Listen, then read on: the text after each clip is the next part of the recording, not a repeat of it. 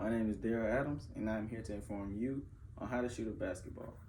Shooting a basketball is a skill that many have mastered, but some still need to learn the basics. Some of these skills you can use in other sports, activities, or even in your everyday life. First, you want to start with a good and strong base. Having a good base also means having a strong core as well.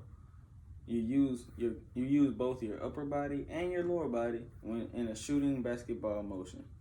Starting with a good base, you want to keep your legs shoulder width apart and get into a comfortable stance for you to elevate and shoot the ball. With good base also comes good balance. You should want to have good balance so your shot is not altered because you are off balance, and that can highly affect your results at the end.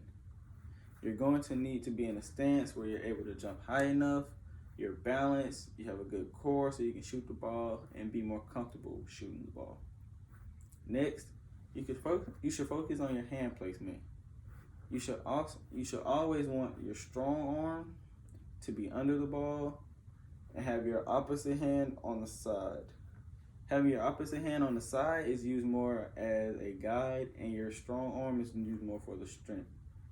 With your hand placement, it should all be in one motion, so that way you can practice this anywhere around your house if you're free, and it should also help with your jumper. With a good hand placement also means good wrist motion. When you're shooting, you don't want your wrist to turn, you want to flick your wrist, just like putting your hand in a cookie jar. After you get the motion down pat, I would say you should try keep your follow through up. A good follow through is very critical having a great jump shot. When you shoot, you should want to keep it up, so that way when you shoot, you can see the ball, you can see where it's going, which side it's leaning towards, or maybe you can see if it's right on target. This having a good follow through helps with a lot of great jumpers. That's why you see many people as Curry, Klay Thompson, when they shoot, most of the time they keep their follow through up, put their hand in the cookie jar, and they see the results. When you shoot, after you're putting your follow through up, you should also want to focus on your release. Many have different releases. Some may release at the forehead area, or some may release even past it. It's completely up to you. It is your release. Just remember, when you shoot, you want to be more comfortable with shooting it, and you want to keep the following steps that I've stated already in mind as well. So when you shoot, you want to practice shooting the ball, having a great release, so that way when you shoot on a regular goal, or if you are shooting on a regular goal, you want to start very close just to get your form down pat and be able to see the ball go in the rim.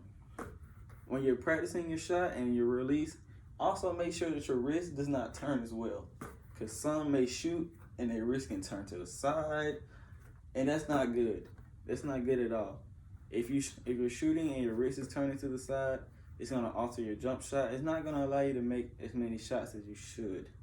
With your wrist, you should want to just start right next to the goal, right on the block area, and just practice shooting the ball up and shooting it in. When you're practicing it, make sure you're not hitting the rim. It's going to help with your results, and it's going to help with your jump shot and your core, your base, all the fundamentals together. Lastly, when shooting the ball, you need to have amazing confidence. Confidence is one of the most mental things with shooting the basketball that many do not understand. Being very confident in shooting the ball could result in many more shots going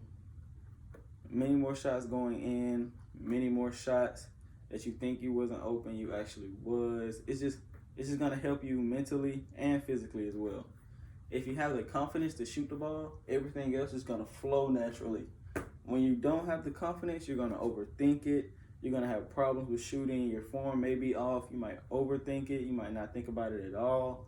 It's just, with confidence, it's a mental thing. It's one of the most critical things to shooting a basketball that has nothing to do with the fundamentals or the shooting motion or how strong you are, the technique. It has nothing to do with it. It's all mental. This right here, having great confidence in shooting the ball, will really help your shot, and it will allow you to see the results that you would like. In conclusion, if you put all of these together in a comfortable style that fits you, and you have great form and great technique, You will see your results and see exactly how you would like to shoot the basketball and how your form will look if you wanted to shoot the basketball. Thank you. My name is Daryl Adams.